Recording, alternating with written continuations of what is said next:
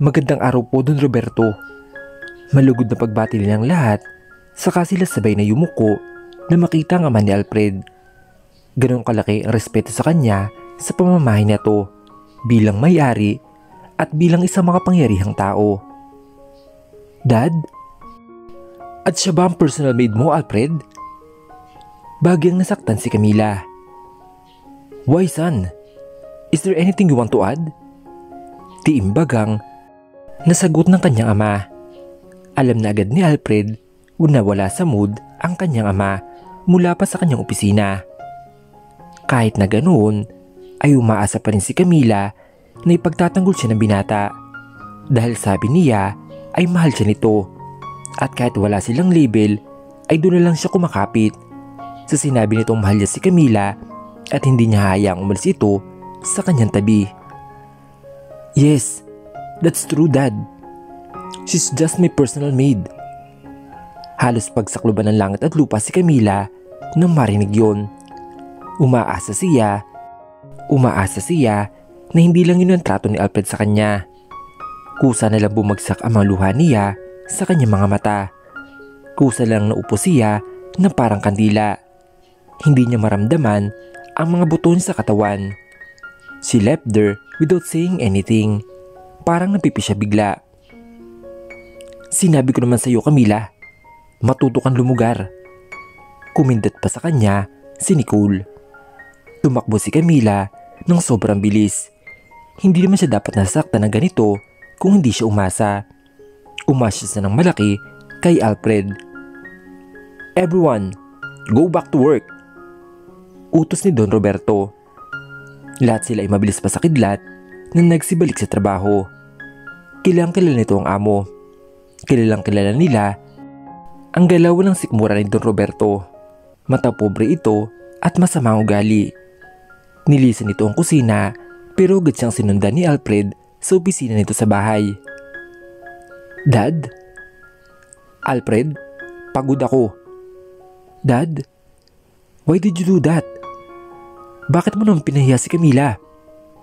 Sigaw ni Alfred sa kanyang ama. Tila napawi ang takot niya rito. Pwede bang huwag mo ang sigawan? Bakit siya mapapahiya? Totoo naman, Alfred, katotohanan yun. Katulong lang siya dito. No, Dad. Mahal ko po siya. Sinabi ko na sa iyo, Alfred. Wala kang mapapala sa pagmamahal na katulong na yun. Bakit, Dad? Ikaw rin naman nagmahal kayo ni Mommy. And tell me, wala ka bang napala? Natigilan si Don Roberto sa sinabi ni Alfred. Hindi mo alam kung anong pinagdaanan ko para makuha ang mom mo. Hayaan mo na lang ako, Dad. Please lang. So ibig mo sabihin, Alfred, pinipili mo ang katulong na yon kaysa sa negosyo natin? Hindi kayo bagay. Hindi mo ba nakikita? Ginagamit ka lang niya. At kapag napikot ka na niya, iiwanan ka din. Tiimbagang at masamang tiningnan ni Alfred ang kanyang ama. Dad, I will never marry Nicole. Pagdidiin nito sa lumabas ng kwarto. Alfred? Bulyaw ng kanyang ama na nanggagaliiti sa galit. Pinahanap ni Alfred ang dalaga kahit hindi niya alam kung saan ito nagpunta. Pinahanap niya rin ito sa mga bodyguards niya dahil sa sobrang laki ng bahay nila. Marahil ay hindi niya malalaman kung saan ito magsusuot. Nagdesisyon si Alfred na panoorin ang CCTV ng bahay para makita si Camila kung saan nagpunta. Nahagip siya sa ilang parte ng bahay at nakita niya na duman ito sa harap ng bahay nila at sa garden mismo ito nagpunta. He went the right away. Gusto niya na humingi ng tawad dito pero huli na ang lahat. Aminado siya na nasaktan din niya ito. Aminado siya na napahiya niya ito at wala man lang siya nagawa. May kasalanan siya and he admitted to himself. Patakbo niyang tinungo ang malawak na garden at nakita niya si Camila na nakaupo sa mga malalaking bato. Camila, humahangot siyang sinabi na makitang umiyak ito. Umiyak si Camila at para siyang sinasaksak ng kutsilyo sa kanyang puso. Hindi niya kaya makita ng taong importante sa kanya ay umiyak dahil sa kanya. Alfred, gusto ko muna mag-isa. Umalis ka muna dito. Pinahid ni Camila ang mga luha niya and acted so strong. I'm sorry Camila, bulong ni Alfred. Halos kapusin na siya ng hininga nang masabi lang yun. Mabigat ang nararamdaman niya dahil nakikita niya na umiyak ang taong mahal niya. Walang kasing bigat. Pwede mo na akong iwan. Kung ayaw mong iwan kita, ako na lang iwan mo Alfred. This time, nakatitig si Camila sa kanya habang sinasabi yun. Baka sa mukha ni Alfred ang labis na emosyon. Emosyon lang ngayon lang nakita ni Camila at parang hinahaplos ang puso niya. I can't Camila. Bakit naman hindi Alfred? Ang totoo, katulong mo lang naman ako. Iyo lang ako sa buhay mo. Kaya please, pwede ba? Itigil na natin to. Alam mo, tama naman si Nicole. Dapat alam ko kung saan ako lulugar.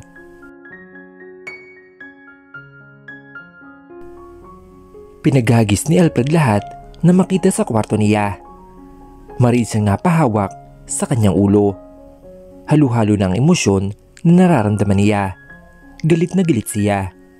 Dinampot niya ang lampshades niya saka hinagis iyon. Tumilapon iyon sa dingding. Alfred, ano ba? Kumalma ka nga. Suway ni Nicole. Pero deep inside ay kinakabahan na siya sa pwedeng gawin at sabihin ni Alfred sa kanya. Pwede ba Nicole? At hinawakan siya nito saka pinalabas ng kwarto. Ano ba Alfred? Sigaw niya. Alam mo Nicole, mas masakit ang ipilit akong magpakasal sa'yo. Galit sa ngayon. At sorry ka na lang Nicole dahil bida-bida ka. Ikaw ang papagbuntanyan niya. Gusto nang maiyak ni Nicole na mga oras na iyon. Mahigpit ang pagkakahawak sa ni Alfred at masakit iyon pero hindi niya ininda. Alam mo Alfred, wala ka namang magagawa eh. Whether you like it or not, sigurado ako na sa akin ka pa rin babagsak.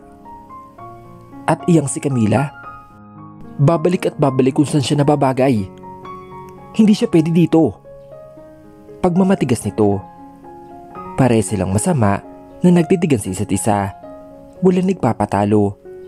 Galit ni Nikuyom ni Alfred ang kanya mga kamao. Get out! Mariin itong utos. I won't get out unless you... I said get out! Bulaw nito na halos lumabas ang eardrums ni Nicole.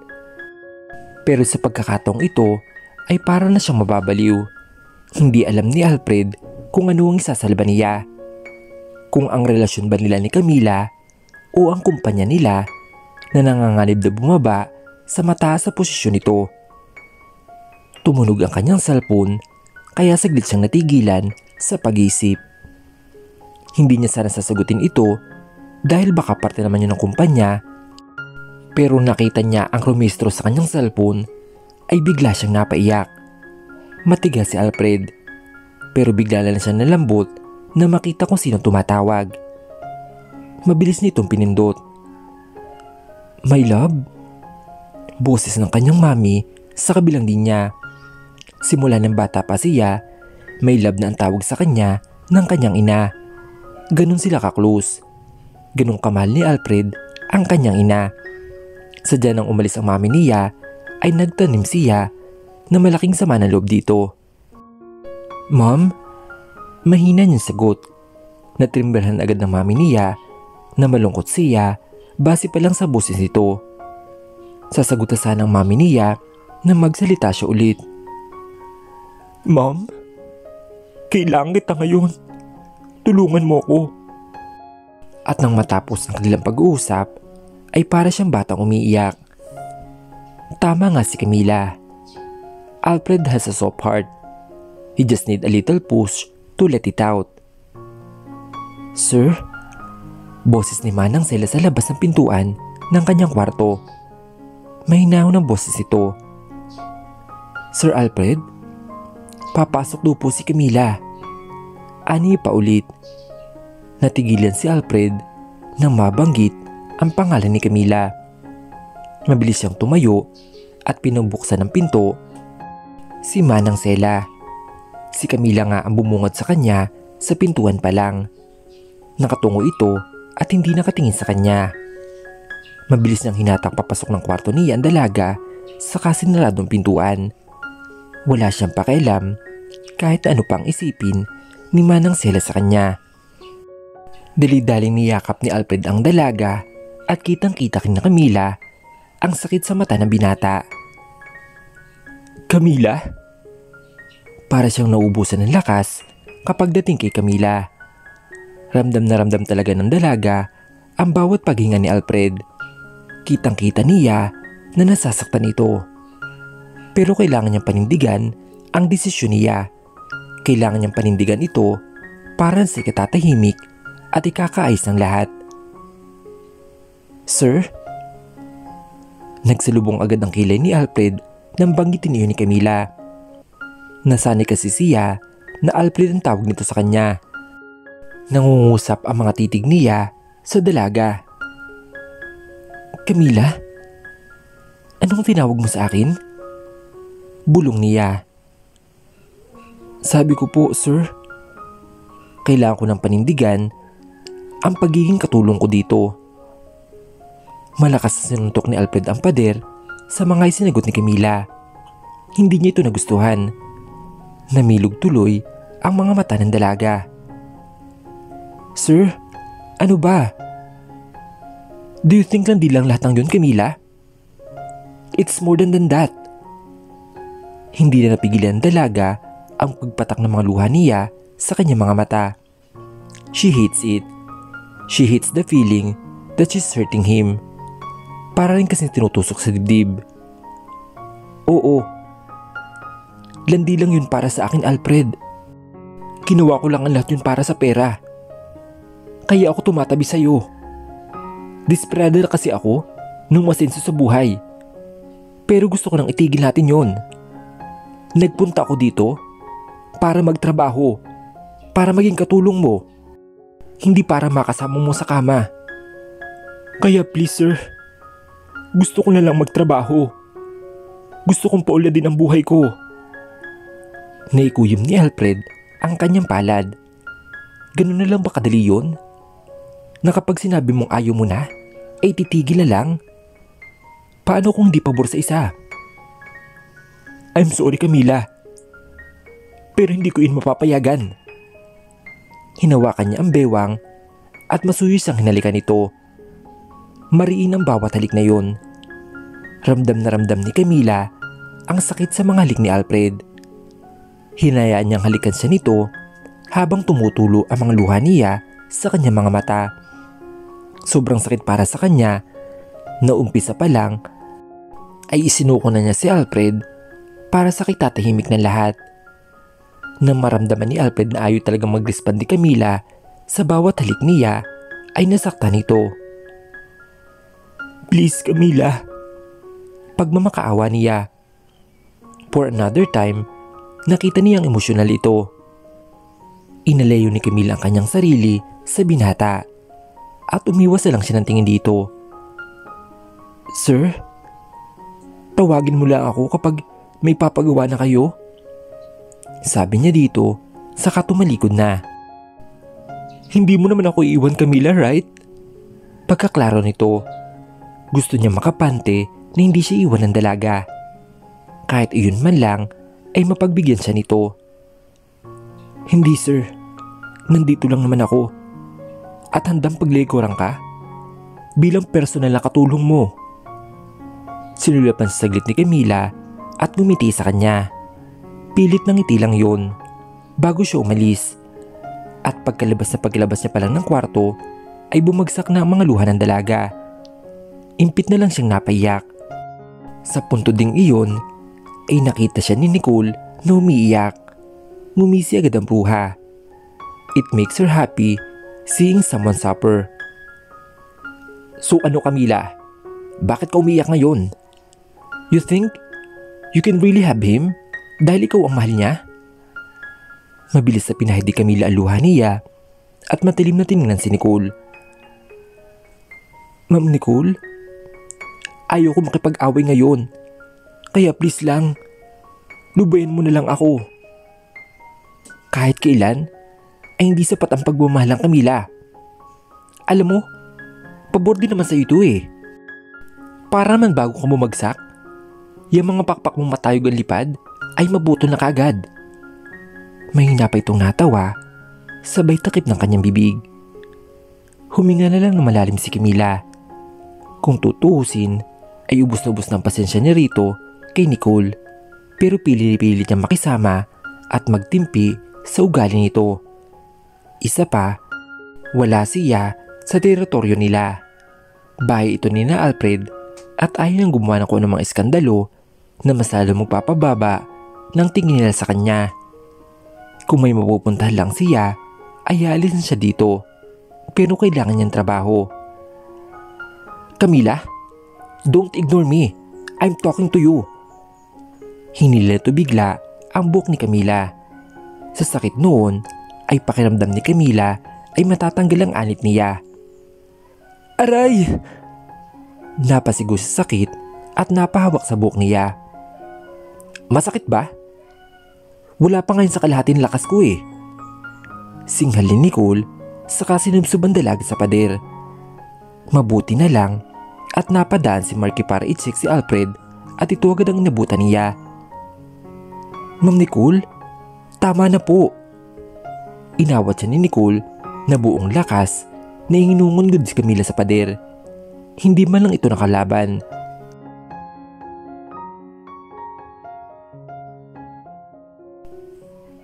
Makalipas ang ilang araw, the wedding preparation is already happening. They hired the most well-known wedding organizer and planner internationally just to make sure that the wedding is perfect. Excited na nga si Nicole. Ibig sabihin lang kasi nito, there would be lesser chances for Alfred to back out. They already planned this ahead of time. Nicole anak, excited ka na ba sa kasal mo? Nakangising tanong ng daddy Nicole sa kanya. Of course dad, excited na ako. At alam kong magiging akin na si Alfred at hindi na siya makakatakas. She then thought of Camila. Tuwing iniisip niya ito, ay kumukulo talaga ang dugo niya. Sa bahay ng mga Montemayor ay naging limitado ang galaw ni Camila. Pakiramdam niya kasi dahil sa incident ng iyon nung nakaraan ay maraming mga mata na nakamasid sa kanya. Naghihintay na gumawa siya ng mali at naghihintay na may magawa siyang kasalanan. Tell Camila to report to me. Kailangan namin mag-usap dalawa. Utos ni Alfred kay Marky. Mabilis siyang bumaba at nadat niya na si Camila na tumutulong kay Manang Sela. Kapag wala siyang gawain kay Alfred, ay nagpapasya siya na tumulong kay Manang Sela sa kusina dahil sayang naman ng oras at ayaw niya masyadong papagod ang matanda. Ma'am Camila, pinatatawag ka po ni Sir Alfred. Napatingin si Camila kay Marky na nagsalita. Bakit daw? Nagtataka niyang tanong. May pag-uusapan daw po kayo eh. Napailing si Camila, which basically means she won't. Tapos na ang gawain niya, kaya wala siya nakikitang rason para punta nito sa kwarto. Kailangan niyang panindigan ang sinabi niya rito na magiging personal bid na lang siya. No intimate relationship, no bedmate relationship. Tinapos na niya iyon. Ayoko. Sabihin mo lang sa kanya. Ayoko kasi ginagawa ko pa yung trabaho ko dito. Napating sila lahat kay Camila, pati na rin ang iba pang maids.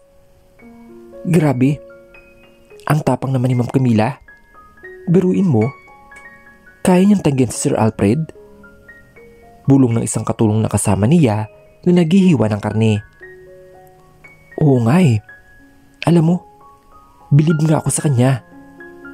Mukhang siya lang itong nakatagal dito eh. Siya lang ang nakatagal kay sir. Tingin mo ba? Gusto siya nito? Sagot naman ng isa. Alam mo, pakiramdam ko, si Camila may gusto kay sir eh. Si Sir Alfred kasi kung titingnan, mas bagay sa kanya ang babaeng tulad ni Ma'am Nicole. Pang supermodel ang katawan, sobrang ganda at sobrang yaman. Bagay na bagay silang dalawa. Pero si Ma'am Camila, parang hindi eh. Nasaktan si Camila sa kanyang narinig. Kahit na bulong-bulungan lang nila ito, rinig na rinig niya ang mga sinasabi nila. Sumikip patuloy ang dibdib niya ng hindi oras. Kung pwede lang sana na maglaho na lang, ay matagal na niyang ginawa. Kayong dalawa, kayo ha? Huwag na huwag kayong mag-uusap tungkol sa mga amo natin dito. Kung ayaw niyong matabas ang dila ninyo. Anima ng Sela habang itinuturo ang dalawa. She can control them dahil siya ang mayordoma. Nagsitahimik na lang tuloy sila. Sorry po Manang Sela, sabay na sagot ng dalawa. Bumaling si Camila kay Manang Sela. Iha, ayos ka lang ba? Nag-aalala ng tanong nito. Hindi naman siya tanga para hindi mahalata na may espesyal na namamagitan sa pagitan ni Alfred at Nia. Isa pa, sa tagal niya dito, ay kabisado niya si Alfred. Kilalang kilala niya ito. Mukhang mas kilala pa nga ni Alfred kaysa rin itong ina. Manang, ayos lang po ako. Pilit siyang tumawa. Camila, iha? Puntahan mo na dun si Sir Alfred. Kilala ko yun. Magwawala yun kapag hindi nasunod ang gusto niya. Payo sa kanya na matanda. Humugot na lamang siya ng isang malalim na butong hininga sa kabinatawan ang ginagawa niya sa kusina. Sige po. Kayo na po ang bahala dito, Manang Sela. Tingnan si Marky na matyagang naghintay sa kanya. Thank you, Miss Camila. Tahimik lang silang dalawa habang paakyat sa kwarto at si Marky ang una mismo nagsalita. Kailangan kanya, Camila. Napatingin sa kanyang dalaga. Anong ibig mong sabihin? Takang-taka pa ito. Kailangan ka ni Sir ngayon, Miss Camila. 2 araw na siyang hindi pumapasok sa kumpanya nila. At mas lalong nalalagay sa alangan sitwasyon ang kumpanya. Mas lalo siyang nalulugmok. Nagilty si Camila sa sinabi nito, pero pinilit niyang sarili na i-disregard na lamang iyon. Hindi ako dapat magilty. Tama lang ang ginagawa kong paglayo sa kanya. Tama lang ginagawa ko na paglugar sa sarili ko. Hindi niya ako kailangan. Kailangan niya ng tao na kayang tapatan ng estado niya sa buhay at hindi ako yun. Ito ang mga bagay na tumatakbo sa isipan ni Camila. Mga bagay na tinago niya lang sa kanyang sarili at ayaw sabihin sa lahat. Huminto sila sa tapat ng pintuan ni Alfred. Ma'am Camila, pumasok na po kayo sa loob. Pinabuksan siya nito ng pinto at sakay sinarado. Iniwan niya muna silang dalawa nang makausap ng matino. Alfred? Halos saplusin ang puso ni Camila na makita niya si Alfred. She missed him so much. Dahil sa pag-iwas niya kasi rito, ay tinapos niya agad ang mga gawa niya na madaling araw, kung saan himbing na himbing pa si Alfred sa pagkakatulog niya para sa umaga. Marami siyang oras na libre para umiwas dito. Nang makita niya si Alfred na pumasok, agad siya nitong tinakbo, saka niyakap ng sobrang higpit. Hindi mo nga ako iniwan, Camila. Pero pakiramdam ko, wala ka pa rin sa tabi ko. Balungkot nitong sinabi sa mismong tenga ni Camila at saka niyakap ng sobrang higpit. Ramdam ni Camila na sobrang lungkot nito. Ramdam niya yun hanggang buto niya. Gusto niyang maawa rito at gusto niyang bawiin ang binitawan niyang mga salita, pero mahirap na. Mahirap nang paasahin si Alfred dahil hindi naman niya ipapangako kung hanggang kailan na kaya nitong mapanindigan. I'm sorry Alfred, pero ang totoo, nilulugar ko lang ang sarili ko dito. Kumala si Alfred sa yakap nila, saka hinuwakan sa magkabilang balikat si Camila. No, hindi mo nilulugar na maayos ang sarili mo. Dahil hindi mo pa alam ang lugar na to. Camila, hindi mo pa alam.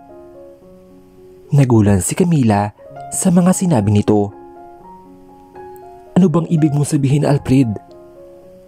Tumingin ito sa kanyang mga mata. Wala kang lugar sa bahay na to. Wala kang lugar sa kahit anong sulok dito. Mas lalong kumunot ang noo ni Camila. Ano bang sinasabi mo, Alfred? Huwag mo namang ipumukha sa akin. Bago pa man matapos si Camila ang kanyang sasabihin, ay sinugaban siya agad nito ng isang masuyong halik. Inihiwalay ni Alfred ang labi niya sa dalaga. Wala kang lugar dito sa bahay nito, Camila.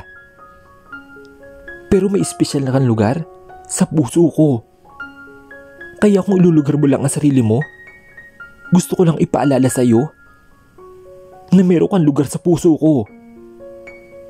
And this is where you belong, Camila. You belong to me. Hindi makapaniwala si Camila sa kanyang mga narinig.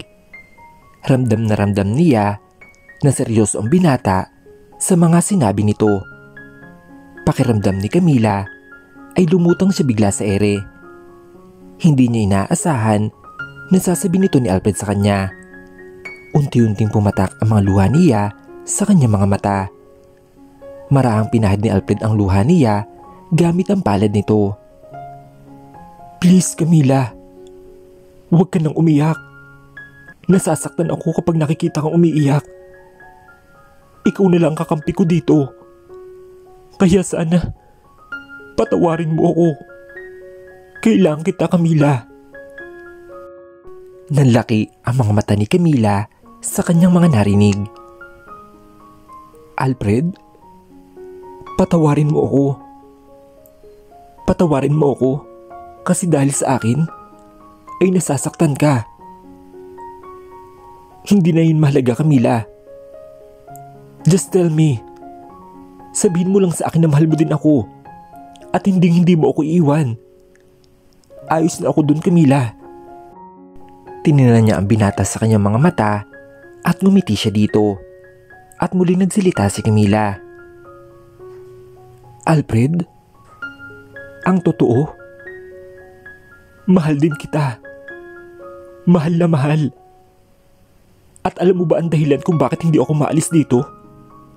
Kasi ang totoo, gusto rin kitang makasama. Dahil pakiramdam ko, kailangan din kita. Dahil mahal kita, Alfred. Mahal din kita. Matapos masabi ang nararamdaman nila sa isa't isa, ay nagyakapan silang dalawa. At nang matapos iyon, ay nagsalita muli si Camila. Alfred, anong plano mo? Di ba malapit ka ng ikasal? Nag-aalala ang tanong ni Camila. Camila, I will stood firm on my decision. I will not marry Nicole. Nag-aalala si Camila. Pero kasi, narinig ko sa kanilang lahat na inaasikaso nila ang wedding nyo. Malungkot niyang sabi. Totoo ang narinig niya. Naghahanda ng lahat para sa gaganaping kasal base sa narinig niya. Usap-usapan na iyon sa buong mansyon. Gagawa ako ng paraan, Camila. Hindi mangyayari ang kasal. Ngayon pa ba na nandito ka na sa akin? Ngayon pa ba na ikaw ang lakas ko, Camila? Napangiti si Camila sa mga sinabi nito. Saka marangin hawakan ang pisngi ng binata. She can feel his happiness and contentment. Nanumbalik ang sigla sa mga mata nito kahit hindi pa tapos ang problema nilang dalawa. Ang mahalaga ay magkasama na sila.